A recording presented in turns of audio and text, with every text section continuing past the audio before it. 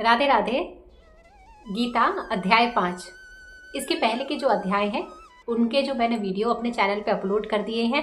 अगर आपने अभी अभी मेरा ये वीडियो देखना शुरू किया है और आपको अच्छा लगता है तो आप जो पुराने मेरे जो वीडियोस हैं भगवत गीता से संबंधित, साथ में वृंदावन से संबंधित, वृंदावन से इसलिए क्योंकि बहुत सारे लोग हैं जो वृंदावन जाते हैं, लेकिन आप मेरे वीडियो जाइए, उसमें कथाएं सुनिए, मंदिरों के दर्शन करिए और फिर देखिए आप कितने वृंदावन जा रहे हैं। इसका मतलब ये है कहीं आप वही 2-3 मंदिर जाके तो वृंदावन को छू के तो नहीं आते।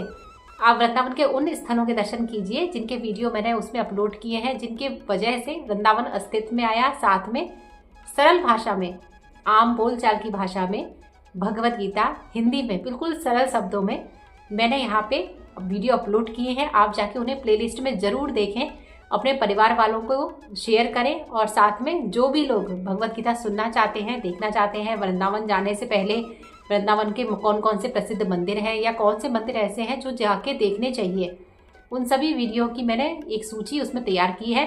तो आप मेरे चैनल में जाइए, शॉर्टों के माध्यम से और वीडियो के माध्यम से इसका लाभ उठाइए। आज हम कर रहे हैं अध्याय 5। अध्याय 5 में श्लोक है 21वां।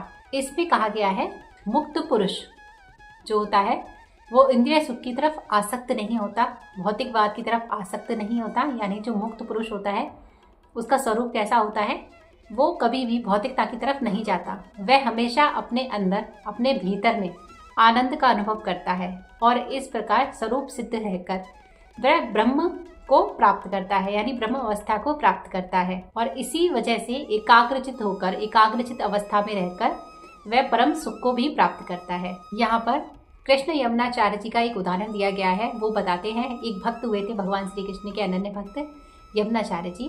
वो बताते हैं कि जब से वो कृष्ण भक्ति में आए हैं, कृष्ण भगवान की तरफ आसक्त हुए हैं, कृष्ण की भक्ति में आई हैं, यानी कृष्ण भावना से जुड़े हुए हैं, तब से इंद्रिय सुख की तरफ तो उनका ध्यान ही नहीं है, उसमें भी काम सुख की तरफ तो उनका ध्यान ही नहीं है। ऐसी तो चीज़ें तो उनके विचार में भी नहीं आती हैं। किस वजह से? भगवान श्री कृष्ण की भक्ति में लगे रहने की वजह से।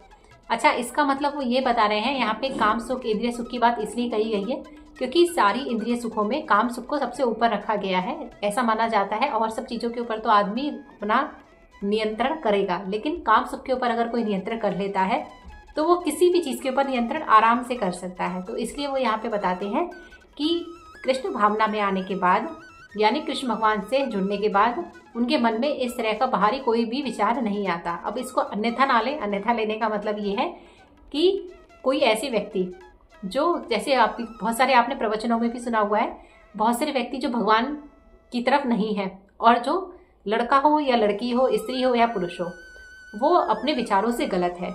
तो अगर उसे सही मार्ग पे लाना है तो कृष्ण नाम जब जो कहते हैं या फिर भगवान श्री कृष्ण की भक्ति कहते हैं या भगवान श्री कृष्ण के या भक्ति की ओर उसको थोड़ा बहुत ले जाने से उसकी जो बुद्धि होती है, जो इधर उधर भटकती रहती है, मन जो विचलित होता रहता है, वो सतमार्ग पे आ जाता है। ये ठीक वैसा ही है जैसे नशा वगैरह छुड़वाने के लिए रिहेबिटेशन सेंटर भेजा जाता है लोगों को। तो कृष्ण भावना एक तरह से रिहेबिटेशन सेंटर का ही काम करती है। किसी, जैसे आपको एक मैं उदाहरण और देती हूँ, जैसे कि प्रभुपाद जी का उदाहरण दिया जाता है कि भाई जब वो गए थे विदेशों में तो वहाँ पे नशा वाले लोगों को भी उन्होंने भक्ति सिखा दी। तो भक्ति ऐसी ही चीज़ है, अगर आप उसमें मन लगाते जाएंगे तो आपका मन लगता जाएगा। 22वें श्लोक में भगवान कहते हैं, बुद्धिमान मनुष्य दुखों के कारणों में भाग नहीं लेता क्योंकि वो भौतिक की वजह से उत्पन्न हुए होते हैं, उनका आदि और अंत होता है। इसलिए चतुर व्यक्ति उसमें किसी भी तरह का आनंद नहीं उठाता। देखिए, यहाँ पे बात की गई है, भगवान जो बात बताना चाहते हैं वो कुछ इस प्रकार से है। हमारा जो शरीर है वो नाशवान है। जो मुक्त आत्माएं होती हैं वो क्या करती हैं, वो भौतिक जो चीज़ें होती हैं उनमें बिल्कुल भी रुचि वो लोग नहीं रखते हैं, क्योंकि उन्हें पता है ये सब कुछ नाशवान चीज़ें हैं, इनका तो अंत होगा ही होगा। और इसी प्रकार से जो योगी जन होते हैं उन्हें पता होता है कि उन्हें सत्य में रमण करना है। इसीलिए योगी जन ही बताते हैं कि भाई देखिए, राम का नाम लेंगे तो राम ही सत्य है, इसलिए कहा जाता है राम नाम सत्य है। भौतिक सुखों के लिए इतना श्रम करना मनुष्य जीवन में बिल्कुल भी निरर्थक है। देखिए, यहाँ पे भौतिक सुख का मतलब ये है, जो बेसिक जो चीज़ें होती हैं उसका निर्वाह करने के लिए तो सभी ने बताया गया है, धर्म में भी बताया गया है, कर्म में भी बताया गया है, गीता में भी बताया गया है। लेकिन जितना तुम भौतिकवाद की तरफ जाओगे, भौतिकता की तरफ जाओगे, उतना ही तुम्हें निराशा हाथ लगेगी, उतना ही तुम माया में नीचे धंसते जाओगे। तो इसमें कहा गया है, इससे अच्छा तो ये है कि तुम तप की ओर जाओ। तप की ओर जाने का मतलब यह है तुम अध्यात्म की ओर जाओ, तुम अपने भीतर की ओर जाओ। और इसमें जाने का सबसे सरल मार्ग है भक्ति, यानी कृष्ण भावना अमृत में रह के या भक्ति में रह के या कृष्ण की तरफ आगे बढ़ के अध्यात्म की ओर जाके, क्योंकि वो सारे रास्ते वहीं जाके खत्म होते हैं। क्योंकि जितना हम भौतिकवाद की तरफ जाएंगे उतना ही हमें इसमें दुख मिलेगा, सुख नहीं मिलेगा, दुख ही मिलेगा। 23वें श्लोक में भगवान बताते हैं इस शरीर को त्यागने से पूर्व, यानी शरीर को त्यागने से पहले ही अगर कोई इच्छा वेगों को, क्रोध को, काम को, इन सब को रोकने में और वश में करने में सक्षम रहता है तो वही इंसान जीवन में समर्थ माना जाता है, मुक्त माना जाता है और सुखी माना जाता है। यहाँ पे काफी सारे वेगों की बात हो रही है, जिस प्रकार से बुद्धि वेग, मन वेग, जीवा वेग, उदर वेग, उतस्थ वेग, बहुत सारे वेगों की बात हो रही है। क्रोध वेग, क्रोध का भी एक वेग होता है, मन वेग, बुद्धि वेग। तो इसी प्रकार से जो वेग होते हैं, यानी जो एक तरह की हमारी जो इच्छाएं हैं, जो मनुष्य उनके ऊपर विजय हासिल कर लेता है, यानी उनको रोकने में या उनको वश में करने से। देखिए, मरने, काफ़ी सारे लोग मर भी जाते हैं, मरने तक भी उनके बारे में उनकी जो इच्छाएं रहती हैं वो ऐसे ही रहती हैं।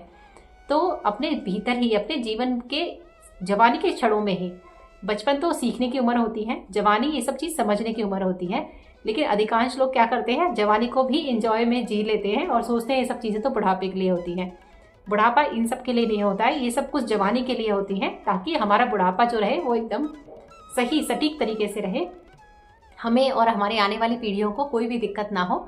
तो ये सब चीज़ें जो होती हैं, इन वेगों के ऊपर हमें पूरी तरह से अपना नियंत्रण रहना चाहिए।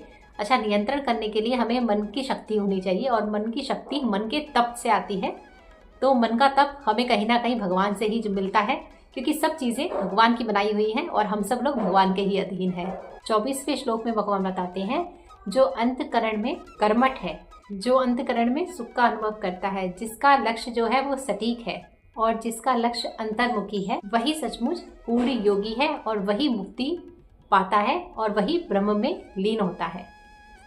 तो यहाँ पे ये भगवान ने अवस्थाएं बताई हैं, कुछ विशेषताएं बताई हैं कि भाई जो इस प्रकार का व्यक्ति है वही परम ब्रह्म में लीन हो सकता है जो कर्मठ है। तो इस तरह से जो अवस्थाएं होती हैं उनको पाने का एक ही मार्ग है, हम अपने आप को एकाग्रचित करके अपना लक्ष्य साध कर भगवान को अपने आप में जोड़ के इन सब चीज़ों की ओर आगे बढ़े। तो ये सब चीज़ें पाना कोई भी मुश्किल की बात नहीं है। जो मन की शांति लोग ढूंढते रहते हैं बाहर में, अंत में देखा जाए तो वो मन के अंदर ही छुपी हुई है।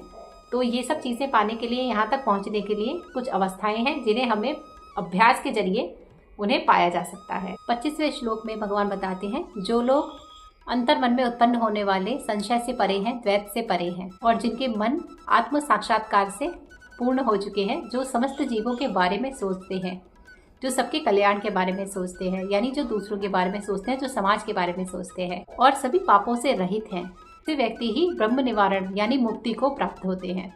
तो ये कुछ और बातें हैं जो भगवान ने हमें बताई हैं कि हमें कैसे रहना चाहिए ताकि हम मुक्ति की तरफ जाएं। मुक्ति के लिए हमें बिल्कुल सटीक, जो बिल्कुल बेसिक बातें हैं, यानी सिर्फ अपने बारे में ना सोच के सामाजिक कल्याण यानी सबके कल्याण के बारे में सोचना चाहिए। ऐसे आज की दुनिया में बहुत कम लोग हैं जो सभी के कल्याण के बारे में सोचते हैं, और सिर्फ सोचते नहीं है, उसमें कार्यरत भी रहना चाहिए। 26वें श्लोक में बताते हैं जो क्रोध तथा भौतिक इच्छाओं से रहित है, मतलब जिनके अंदर क्रोध नहीं है और भौतिक इच्छाएं नहीं है, जो स्वरूप सिद्ध आत्मसंयमी और ससिद्धि के लिए निरंतर प्रयास कर रहे हैं, मतलब जो ससिद्धि के लिए, आत्मसंयमी के लिए प्रयास कर रहे हैं हमेशा निरंतर, ऐसे लोगों की जो मुक्ति है वो निकट भविष्य में सुनिश्चित है। तो मुक्ति के लिए एक और नई राह यहाँ पे भगवान ने बताई है। इसको बात समझने के लिए हम दो उदाहरण लेते हैं। पहला लेंगे मछली का, दूसरा लेंगे कछुए का।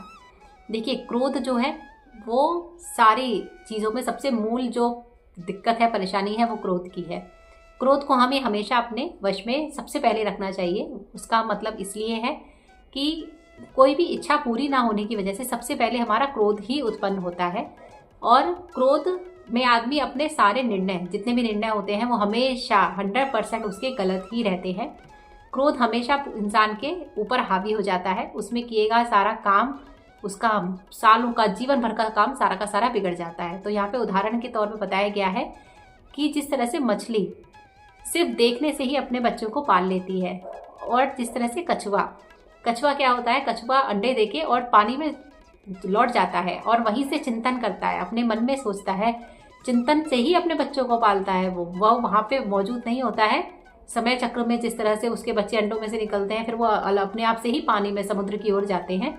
तो यहाँ पे बताया गया है कि अगर आपके अंदर, आप जैसे बहुत सारे लोग हैं जो भक्ति की जगहों पे जाना चाहते हैं, उन्हें ऐसा लगता है कि उस जगह पे जाके ही वो भक्ति कर सकते हैं। यहाँ पे हमारी जो आंतरिक जो ऊर्जा है, एनर्जी है, उसके बारे में बताया गया है कि अगर आप कृष्ण भक्ति करना चाहते हैं या भगवान की भक्ति की ओर बढ़ना चाहते हैं, आपको उस जगह के ऊपर पास जाने की जरूरत नहीं है।